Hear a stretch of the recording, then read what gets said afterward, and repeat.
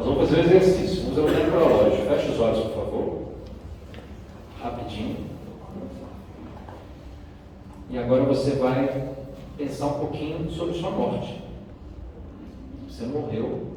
Não é para rir, não é para chorar. Pode só fechar os olhos. E você está ali se olhando no caixão. E nesse velório, pessoas estão chegando.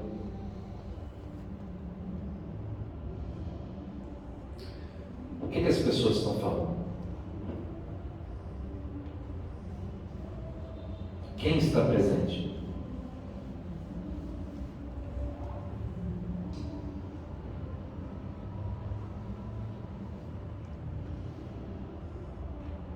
Como que as pessoas estão agindo? Tem alguém que está desesperado?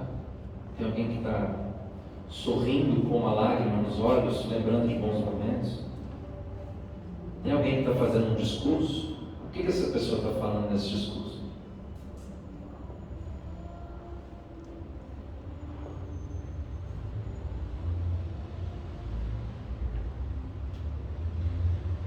Tem alguém que veio de longe? Tem pouca gente? Tem muita gente?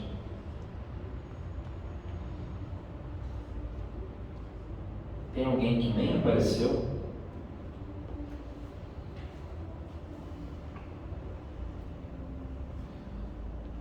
O que as pessoas falam de você? O que faz elas se lembrarem de você? Quais são os momentos da sua vida que mais as marcaram?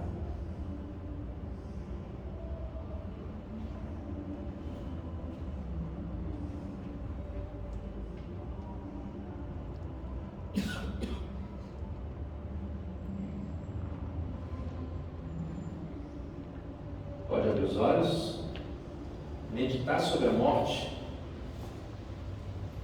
é fundamento para viver uma boa vida. Muitas vezes a gente vive como se não houvesse a morte, mas ela existe. E essa meditação não é uma meditação sobre algo improvável, impossível, estranho. Não, é uma meditação sobre algo que vai de fato acontecer. Sinto. Gostam de falar sobre As pessoas, uma fonte de grandes neuroses no mundo atual é não olhar a morte de frente. Eu sempre falo com meu marido, né, que na pandemia, sempre o negócio da funerária ligado. Eu falava, a gente precisa comprar nossas tumbas aí. Aí ele falava, não quero nem. Não. Gente, eu preciso falar mesmo. Gente, é isso que leva ao desespero. É isso que leva à falta de serenidade nesse momento, que vai acontecer para todos nós. O apóstolo falava, morrer para mim é lucro. A palavra fala, a morte é o último inimigo a ser vencido.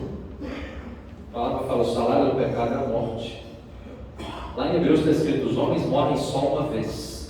E, inclusive, essa passagem é uma resposta a quem acredita em reencarnação. Lá em Hebreus está escrito, os homens morrem somente uma vez. Como é que fala que reencarna? Não tem como. E aí no juízo final, estava até falando com o Ivan um dia desse, quanto ao dia e a hora, quem sabe que dia que Jesus vai voltar? Quem sabe? Sabe quem sabe? Você sabe? Os anjos sabem? Jesus sabe? Jesus sabe? Não. Lá em Marcos 12:32 está escrito assim, quanto ao dia e a hora, ninguém sabe. Tem os anjos, tem os homens, nem o Filho, somente o Pai. Olha que coisa. Somente Deus Pai. Então, quanto ao dia e a hora, somente Deus Pai sabe. Ele vai falar, filho, está na hora. Da mesma forma que você foi outra vez, vai de novo. E o que é inferno? As pessoas que morreram fora da graça vão ter o juízo da condenação. E esse juízo da condenação é o inferno, que é chamado também como? É chamado de Sheol, Geena, lugar onde há choro e ranger de dentes. Tudo isso. E lá é onde o inimigo, o encardido, está nos esperando. E sabe qual que é o maior trunfo do nosso inimigo? É fazer você acreditar que ele é uma balela e que o inferno não existe. Gente, esse é o maior trunfo. Então a pregação de que deixa para lá, não existe inferno, não, existe. E meditando sobre isso, a gente vive uma vida melhor. Se o inferno não existisse, existiria mais mal ou menos mal no mundo? Vou perguntar de novo, se o inferno não existisse, existiria mais mal ou menos mal no mundo? Mais mal. Por quê? Porque a meditação do inferno nos leva a querer distância desse lugar. E por isso a gente tem que direitar a nossa vida. A gente tem que meditar sobre as coisas transcendentais, a gente tem que meditar sobre o céu, a gente tem que meditar sobre o inferno para fazer o nosso juízo e a nossa escolha. Eu já falei aqui outras vezes, o muro é do diabo.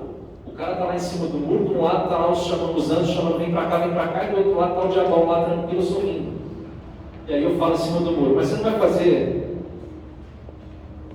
campanha também não? Só os anjos que me chamam? E ele fala rindo assim, eu não, o muro é meu. O que está escrito lá em Apocalipse? Seja frio ou seja amor. Se você for morno, seja frio ou seja quente. Se você for morno, eu te vomito.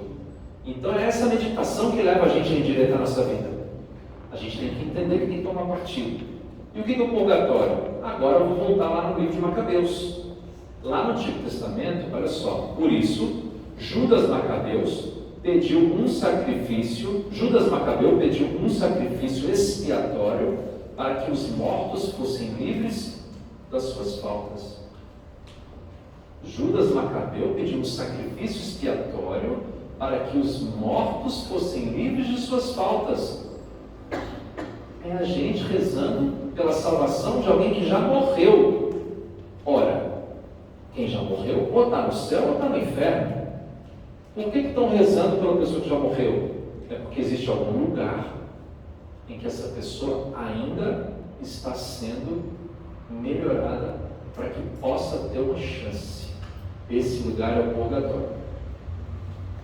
Em outro lugar, lá em Mateus, fala o seguinte, pelo que diz respeito a certas faltas, presta atenção que isso é muito interessante. Pelo que diz respeito a certas faltas leves, deve crer-se que existe, antes do julgamento, um fogo purificador, conforme afirma aquele que é a verdade, ou seja, Jesus.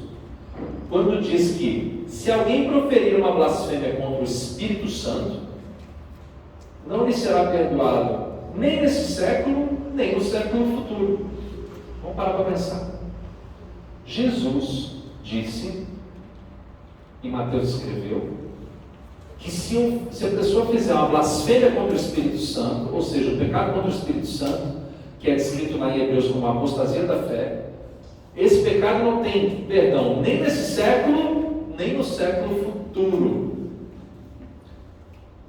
Quantas pessoas vivem nesse século e no século futuro? Muito improvável, pouca gente, não é isso? Para haver perdão nesse século ou no século futuro, esse século futuro é um lugar em que a pessoa está depois de morta. E Jesus fala que nem lá ela será perdoada. Mas Mateus fala, mas para as faltas leves, lá nesse lugar tem um fogo purificador. Olha aí. Está dando para entender onde está o purgatório? É esse fogo purificador. Então, por isso que a gente tem que entender que desde os primeiros tempos a igreja honrou a memória dos defuntos, oferecendo sufrágio em seu favor, ou seja, orando pelos defuntos. E desse jeito, eles podem chegar à presença de Deus. Pode falar. Não, é diferente. Tudo isso que a gente fala são recursos muito escassos da nossa língua. O que vai acontecer mesmo, e que eu vou falar do céu agora, que é mais difícil ainda, é algo que a nossa mente não consegue alcançar. Sabe? O inferno é a morte eterna. É você não gozar da delícia do céu, que eu vou falar agora. Agora, esse fogo purificador, que fala aqui sobre o purgatório, é como aquele fogo do ourives. Aquele fogo do ourives que vai lá, pega o cara que mexe no ouro, pega lá com todo o carinho e vai trabalhando até fazer aquele anel maravilhoso. É aquele fogo que te molda. Inclusive tem uma passagem muito linda que fala que ele é como o fogo dos ourives, é como a lexívia dos lavadeiros. Então tem muitas metáforas sobre isso muito bonitas, porque o fogo é aquilo que está próximo, é aquilo que dá calor. O ourives está ali próximo, está ali com muito carinho trabalhando aquela pedra preciosa. E aí ele vai trabalhando, e aí aquele diamante, por exemplo, vai ficando cada vez mais bonito, mais bonito, mais bonito. E quando que ele sabe que o diamante está pronto? Quando ele vê a sua própria imagem refletida naquela pedra. O diamante bruto não reflete. O diamante polido, depois do ourives trabalhado, reflete a imagem do ourives. É assim que Deus trabalha a gente. Mas se a gente permitir ser trabalhado ainda nessa vida terrena, a gente tem uma cruz mais suave. A cruz do purgatório é uma cruz mais pesada. Então a gente tem que buscar a nossa salvação aqui. Quando tem indulgência plenária, não sei te responder. Indulgência plenária é para você que está aqui. Mas você pode sim buscar uma indulgência colocando esse sacrifício pelos mortos. Mas esse sacrifício pelos mortos, você nunca vai ter a plena convicção, certeza, sabedoria se aquilo lá está atingindo o seu propósito. Isso é com Deus. Dizem que Santa Teresa teve uma visão, olhando pela janela do lugar que ela morava, que ela viu várias pessoas se levantando para o céu, lá no alto da montanha, várias pessoas indo para o céu, indo para o céu, indo para o céu, e Deus falou no ouvido dela: essas são as almas que você salvou do purgatório com a sua oração, com a sua intercessão. Ela teve essa visão. E ela tinha visões do céu. E as visões do céu de Santa Teresa eram maravilhosas. Mas eu vou falar aqui das visões do céu de outra pessoa que foi do Bosco. Ok? Vamos falar do céu agora. Ufa, a gente falou de pecado, remissão dos pecados, inferno, purgatório e agora o céu. Eu mudei a ordem do catecismo. Era só para ter mudado? Isso. A gente mudou, eu mudei a ordem porque eu queria terminar no céu, tá? Mas agora tem muito assunto ainda, também é verdade. Vamos lá. Olha só, o céu é vida, luz, paz, branquidão, banquete de núpcias, vinho do reino, casa do Pai, Jerusalém celeste, paraíso, aquilo que nem os olhos veem, nem os ouvidos escutaram, nem jamais passou pelo pensamento dos homens, Deus preparou para aqueles que o amam. Tudo isso é muito lindo, mas isso é muito pouco. As descrições do céu, por mais bonitas que sejam, são sempre muito frustrantes. Sempre assim, nada perto do que é o céu de verdade. Então existe um estudo, que é o estudo dos novíssimos. A gente tem a boa nova, que é Jesus vindo para nos salvar do Evangelho. E a gente tem o estudo dos novíssimos, que é o quê? Que é o que nos espera, que é o céu. E tem muitos santos que se dispuseram a estudar os novíssimos. Olha só isso. Da mesma forma que no Antigo Testamento, da mesma forma que o Antigo Testamento é a prefiguração do Novo Testamento, a nossa vida aqui, a gente tem que buscar que seja a prefiguração do céu.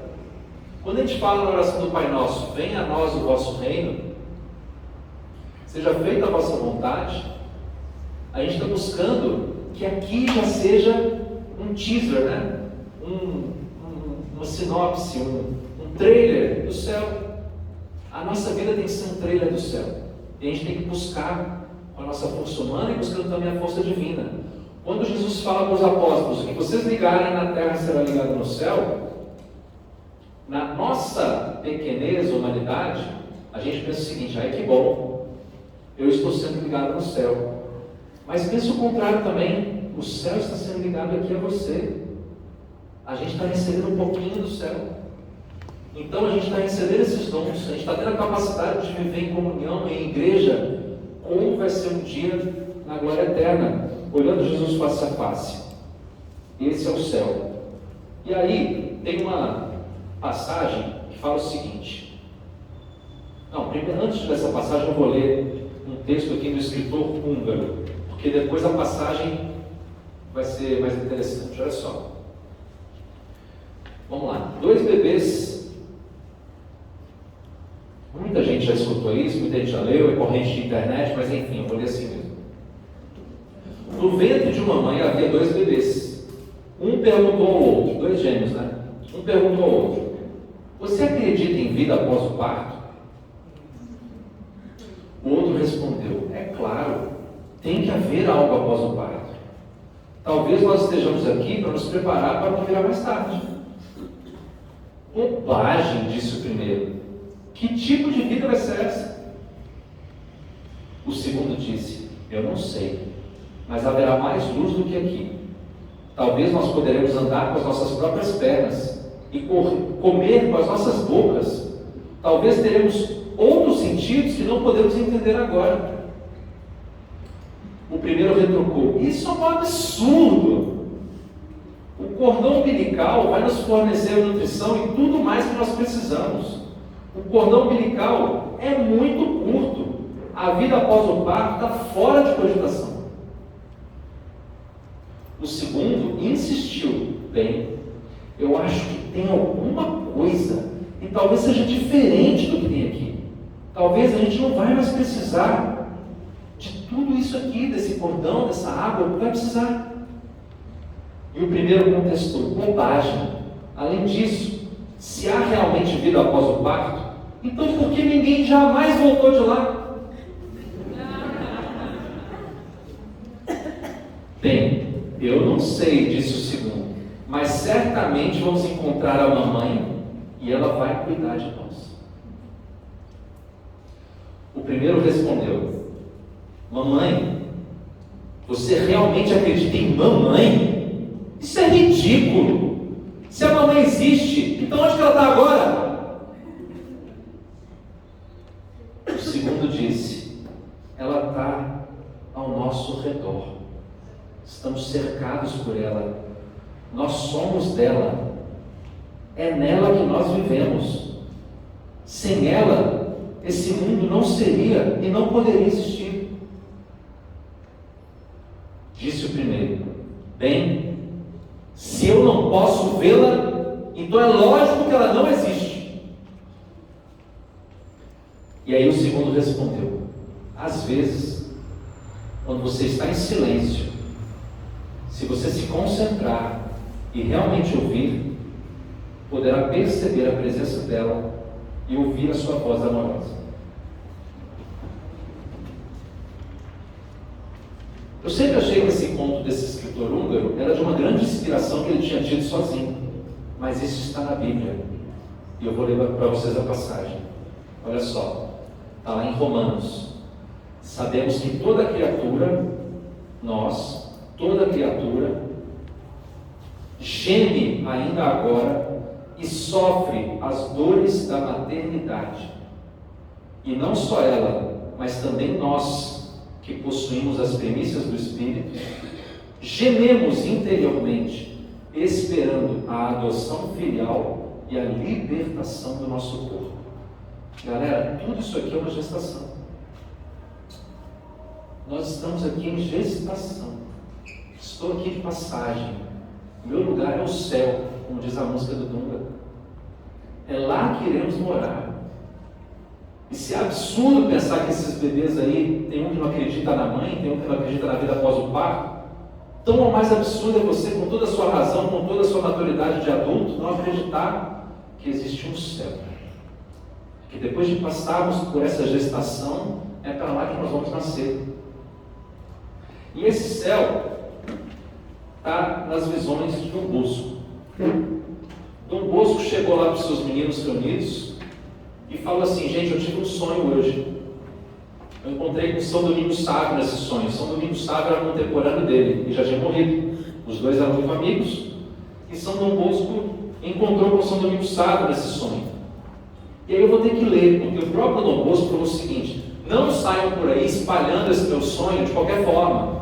Então, são muitas páginas, eu vou ler só um pouquinho, tá? Porque isso aqui é a descrição do céu. Presta atenção, olha só isso. Logo me pareceu estar sobre uma elevação de terreno ou colina, presta atenção, à beira de uma imensa planície, cujos confins a vista não alcançava, pois se perdem na imensidão. Era todo azulado como um mar calmo, embora o que eu visse não fosse água. Parecia um cristal límpido e luminoso. Sob os meus pés, por trás de mim e dos lados, vi uma região à maneira de um litoral, à margem de um oceano. Largos e gigantescos caminhos Dividiam aquela planície em vastíssimos jardins de indescritível beleza, todos repartidos em bosquezinhos, prados, canteiros de flores de formas e cores variadas. Nenhuma das nossas plantas pode nos dar ideia daquelas, embora tenham com elas alguma semelhança. As ervas, as flores, as árvores, as frutas eram vistosíssimas e de belíssimo aspecto. As folhas eram de ouro, os troncos, os ramos de diamante, correspondendo todo o resto a essa riqueza. Seria impossível contar as diferentes espécies, e cada espécie, cada indivíduo resplandecia com a luz própria. No meio daqueles jardins, em toda a extensão da planície, eu contemplava incontáveis edifícios de ordem, beleza, harmonia, magnificência e proporções tão extraordinárias que para a construção de um só deles me pareceria não ser suficientes todos os tesouros da terra.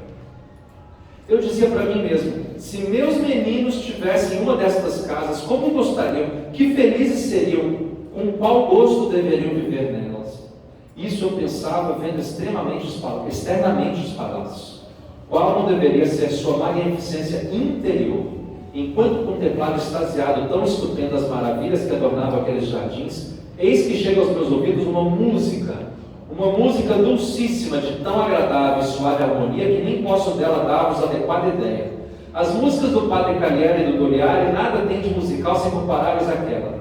Eram 100.000 instrumentos, produzindo cada qual um som diverso do outro, enquanto todos os sons possíveis difundiam pelos ares suas ondas sonoras. A estes somavam-se o coro dos cantores. Vi então uma multidão de pessoas que se encontravam naquele jardim e se regozijavam alegres e contentes. Uns tocavam, outros cantavam. Cada voz, cada nota produzida fazia o efeito de 1000 instrumentos reunidos, todos diferentes uns dos outros. Ao mesmo tempo, ouviram-se os diversos graus da escala harmônica, desde os mais baixos até os mais agudos que se possa imaginar, mas todos em perfeita harmonia. Para descrever, tal harmonia não bastariam comparações humanas. Via-se pelos rostos felizes habitantes do jardim, que os cantores não só experimentavam extraordinário prazer em cantar, mas ao mesmo tempo sentiam imenso gozo em ouvir cantar os demais. Quanto mais um cantava, mais lhe acendia o desejo de cantar, e quanto mais ouvia, mais desejava ouvir. Agora eu vou saltar uma parte aqui. Enquanto ouvia atônito essa celestial harmonia, via aparecer uma imensidão de jovens. Aí ele fala dos jovens, fala de um monte de gente, vou pular aqui. Me perguntava a mim mesmo, estou dormindo ou estou acordado? Batia as mãos uma na outra e me tocava o peito para certificar de que era realidade. Chegara diante de mim toda aquela multidão, parou a distância de 8 ou 10 passos. Brilhou então um relâmpago de luz mais viva, passou a música e fez um silêncio profundo. Todos os jovens estavam tomados pela maior alegria. Olhavam com um sorriso enorme. Aí, vamos pular aqui para a parte que ele encontrou com São Domingos. São Domingos Sávio ficou tão próximo a mim, que se eu tivesse estendido a mão, certamente teria tocado. Calava-se e me olhava sorrindo. Que belo estava. Aí fala sobre as vestes de São Domingos Sávio, vou pular essa parte também. Depois você procura na internet inteira. Aí fala do pescoço, da cabeça, o que tinha adornando a roupa dele, tá. Também resplandeciam de luz todos os outros que o acompanhavam, Por fim, São Domingos Sávio abriu a boca. Presta atenção. São Domingos Sávio falando para ele no sonho. Por que estás aí mudo, como que aniquilado? Não és mais aquele homem de que nada tinhas medo, que enfrentava intrigas e calúnias, perseguições, inimigos, angústias, perigos de toda espécie? Onde está a sua coragem? Por que você não fala? A duras penas, Dom Bosco respondeu, eu não sei o que dizer. Não sei o que dizer. Você é São Domingos Sávio? Ele falou, sim, sou eu.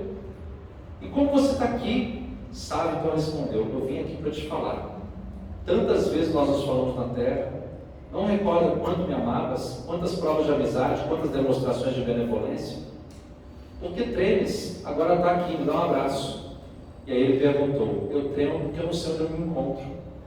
São Domingos Sávio falou, está no local da felicidade, onde gozam todas as alegrias. E aí, agora vem o que eu queria que vocês ouvissem. São Dom Bosco fala assim, então é esse o prêmio dos justos? E aí São Domingos Sávio falou, não, de forma alguma. Aqui não é o céu. Aqui não se gozam os bens eternos. Mas só em pouca medida elevada, o que você está vendo aqui são tudo bens temporais. Mas então são naturais todas essas coisas?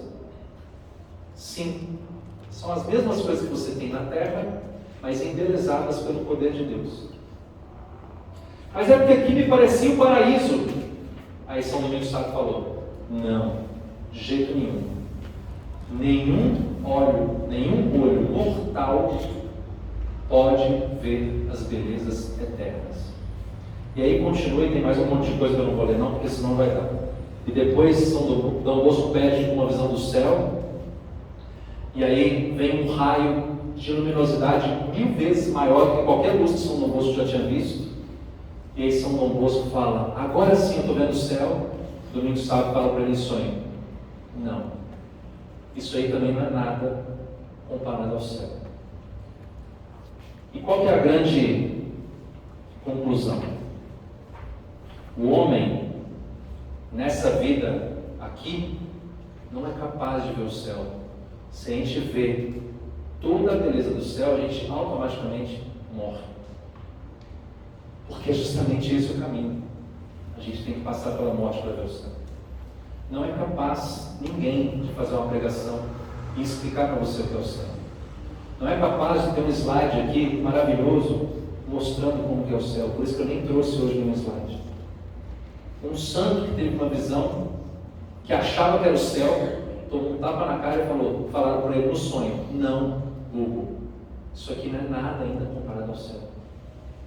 Tudo que a gente imaginar com as nossas capacidades humanas, melhorado, aperfeiçoado, enriquecido, ainda é pouco. Por quê? Porque nós estamos ainda tateando aquilo que nós achamos que é importante, aquilo que nós vemos como bonito, e o céu é muito mais que isso. Muito mais que isso. Aquilo que ninguém viu, aquilo que os olhos não experimentaram, aquilo Deus tem preparado para aqueles que crerem. E essa explicação é tão pequena e tão completa ao mesmo tempo. Essa explicação simplesmente fala o seguinte: sinto muito, não dá para explicar. Mas mesmo assim, buscar o céu tem que envolver a nossa vida. E é por isso que a gente está aqui hoje, para meditar nos novíssimos. Olhando para essa realidade, a gente tem que melhorar a nossa vida. A gente tem que entender que existe o inferno, existe o purgatório, existe o céu, e a gente tem que fazer a nossa escolha. Vamos meditar sobre a realidade do céu. Sabendo tanto que ele vale a pena, eu tenho muito mais força para me afastar das tentações e abraçar com alegria a cruz. Saber da beleza do céu, ansiar por esse prêmio celeste, me dá força. E todo sofrimento eu vejo como passageiro. Por que tem pessoas de muita fé que você vê claramente que parece que não sofrem? Porque a esperança dela não está nas coisas que passam. A esperança dela está nas coisas que não passam. Então qualquer sofrimento, eu digo qualquer sofrimento, que possa estar nesse momento atormentando o seu coração, fica pequeno. Porque o prêmio é grande. A mãe não passa pelas dores do parto porque sabe que depois de alguns minutos vai ter o filho no colo. Ela só suporta com tranquilidade aquela dor porque ela sabe que tem um prêmio. Nós temos que viver a nossa vida com a serenidade de quem sabe que haverá um prêmio. Meditar sobre os novíssimos, meditar sobre o céu nos dá forças para carregar nossa cruz com elegância, como eu falo muito, né? Então, se a gente é tentado às vezes a ceder uma beleza terrena, quanto mais uma beleza transcendental.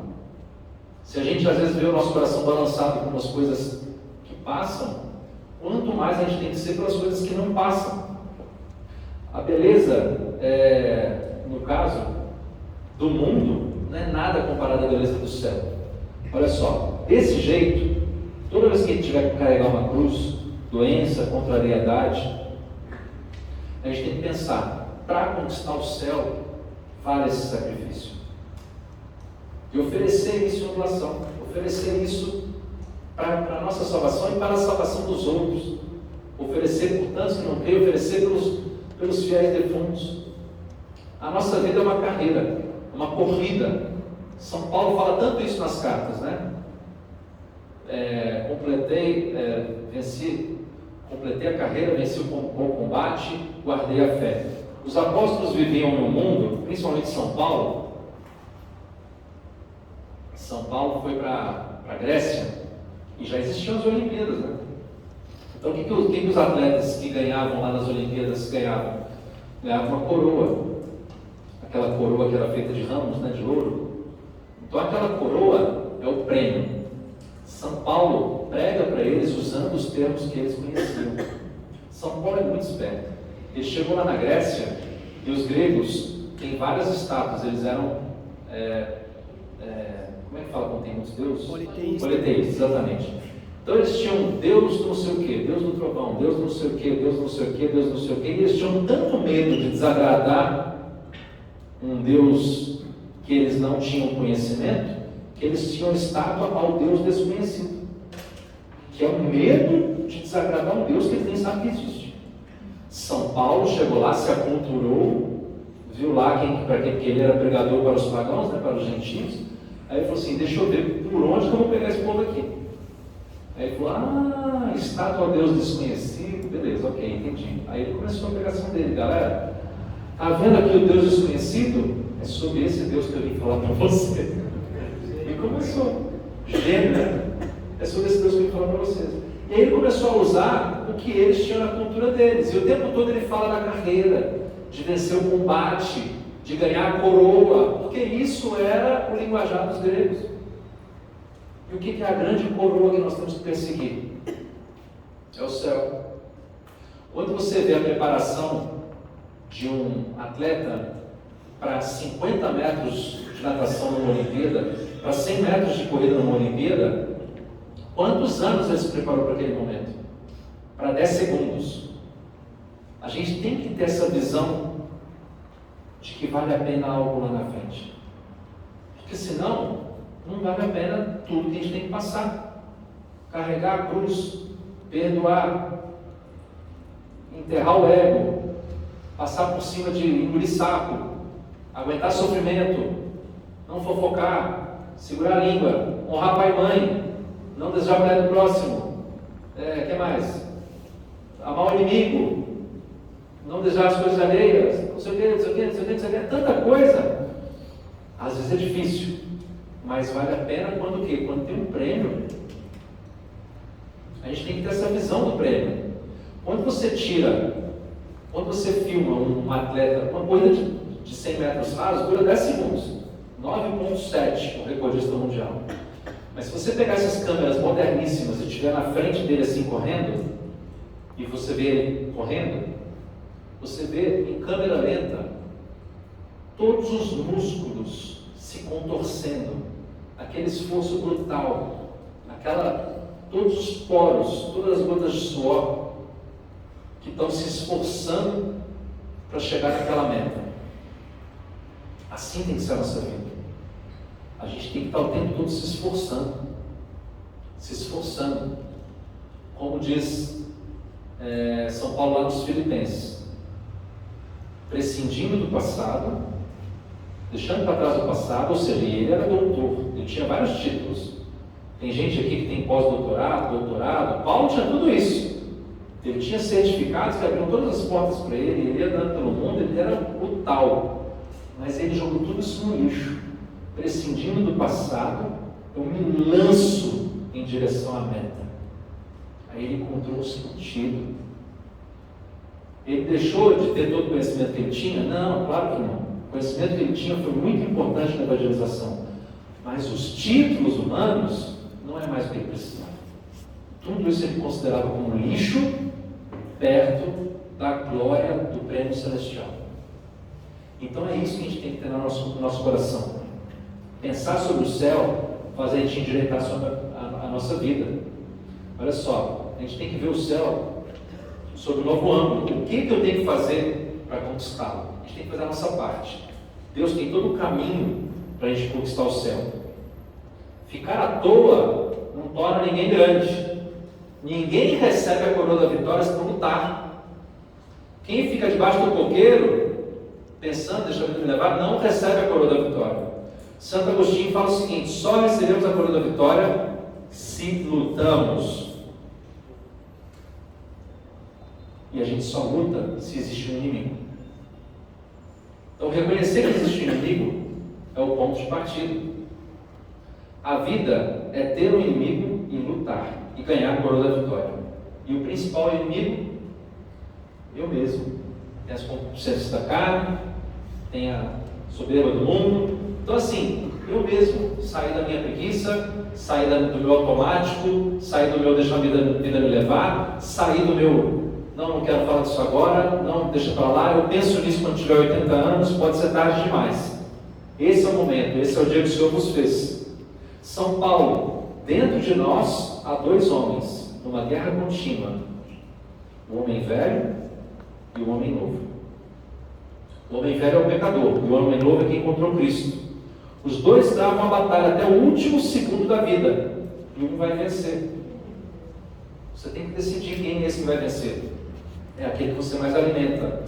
São Paulo também fala, São Paulo usa muito o verbo caminhar, andar, correr, uma corrida, uma carreira. É isso. Depende do que fizermos, de quão santos nós terminaremos essa carreira. Olha só, o que são 50, 60, 90 anos de empenho, de luta? Nada, porque depois vai vir um prêmio o quê? Eterno. O nosso prêmio é eterno. Eu gravei algumas passagens aqui, estamos terminando já.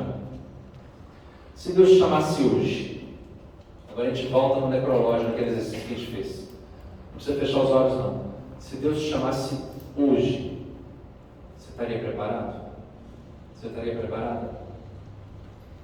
Não estou falando merecer não, porque realmente merecer já é muito grande. Não é por mérito nosso, mas por graça. Mas como é que está o seu coração? Você está em estado de graça? Você tem buscado de toda força, de toda alma, de todo entendimento ganhar esse prêmio? Você tem buscado a confissão? Você tem buscado amor ao próximo? Você tem buscado os sacramentos? Você tem buscado obedecer os mandamentos? A única postura possível é estar o tempo todo pronto. Vigia esperando a aurora, porque ele virá como um ladrão. Olha o que está lá em Coríntios. Não sabeis que nas corridas todos correm, mas só um recebe o prêmio? Correi para conseguir o prêmio. O atleta se esforça para ter uma coroa que se acaba. A nossa coroa não se acabará. Por isso eu corro no rumo certo e luto sem dar golpes no ar. Castigo o meu corpo e o domino, para que o mesmo não venha a ser reprovado depois de pregar aos outros. Olha que triste seria a vida de Paulo depois de pregar, de testemunhar, de fazer tantas pessoas se converterem, ele próprio não atingir a salvação. E como diz lá no Evangelho, afastai-vos de mim, não te conheço.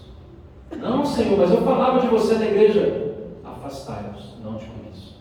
Por quê? Porque não guardou a fé até o fim. Lá em Filipenses, aquela passagem que eu acabei de falar. Não que eu já tenha alcançado, mas eu corro para conquistar a meta, esquecendo o que fica para trás, com todo o meu ser, continuo indo para frente, para a meta que Deus me chamou do alto em Cristo Jesus. E essas cidades, Coríntios, que é Corinto, Tessalonicenses, que é Tessalônica, são cidades da Grécia. Jesus estava falando, Paulo estava falando lá para eles. Eu já estive lá em Salônica, em português fala Salônica, mas eu falei Tessalonique, que eu estava falando com os gregos lá. É uma cidade que foi evangelizada por São Paulo. Tem a carta aos Tessalonicenses, tem uma torre lá onde ele esteve. E essas cartas foram todas escritas com essas metáforas de luta, de corrida, porque era a forma como os gregos entendiam. A corrida de 100 metros, isso que eu já falei. Bom, a gente tem que ser bom lutador, a gente tem que acordar desde o nascer ao pôr do sol, meditando se a nossa vida está no rumo, porque algum rumo a gente está tomando. A questão é decidir, eu estou indo no rumo que eu determinei, ou estou indo no rumo deixa a vida me levar, ou estou indo infelizmente no rumo de um inimigo que está me atraindo através de tantas maravilhas que ele coloca por aí para me seduzir. Porque não se engane, as tentações são sempre maravilhosas. Não vai chegar na sua frente um diabão chifrudo soltando fogo pela venta com um chifre de 2 metros de altura, porque desse aí é fácil correr.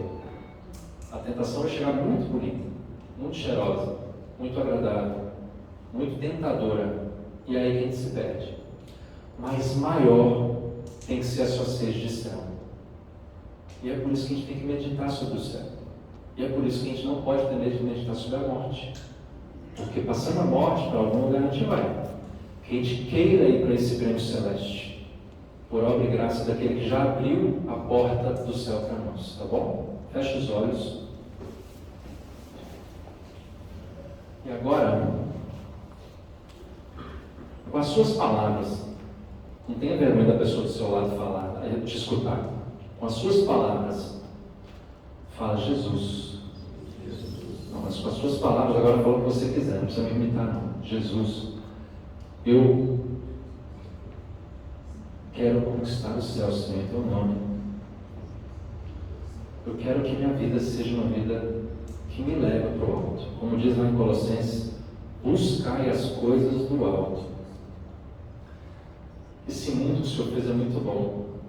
Esse mundo que o Senhor fez tem maravilhas. Esse mundo que o Senhor fez tem muita coisa boa, sobre as quais eu tenho que agir, ser um colaborador, ser um co-criador. Só que nem toda a riqueza do mundo pode me afastar de buscar o que realmente vale a pena, que é o teu amor. Nem todas as delícias, nem todas as maravilhas que esse mundo apresenta podem desvirtuar o meu coração de buscar a verdadeira riqueza, que é te encontrar face a face. Eu quero o céu, Senhor Jesus. Repete comigo: eu quero o céu, Senhor. Eu quero o céu, Jesus. Coloca os meus pés no caminho que leva ao céu. Coloca a minha língua no caminho que leva ao céu. Coloca as minhas mãos no caminho que leva ao céu. Coloca o meu olhar no caminho que leva ao céu. E se você quiser agora, põe o seu braço assim no ombro de quem está do seu lado. E agora nós vamos fazer um compromisso ainda maior. Fala assim: Jesus, que a minha vida possa levar o meu irmão para o céu.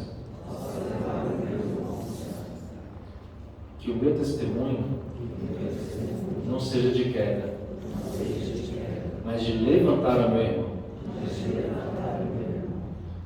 Que todas as pessoas possam ver em mim alguém que te busca, e isso possa fazer arder no seu coração a vontade de também te buscar.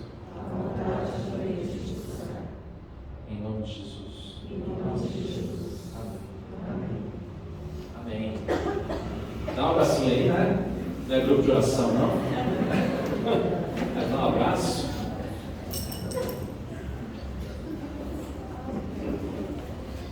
E tem recado, né?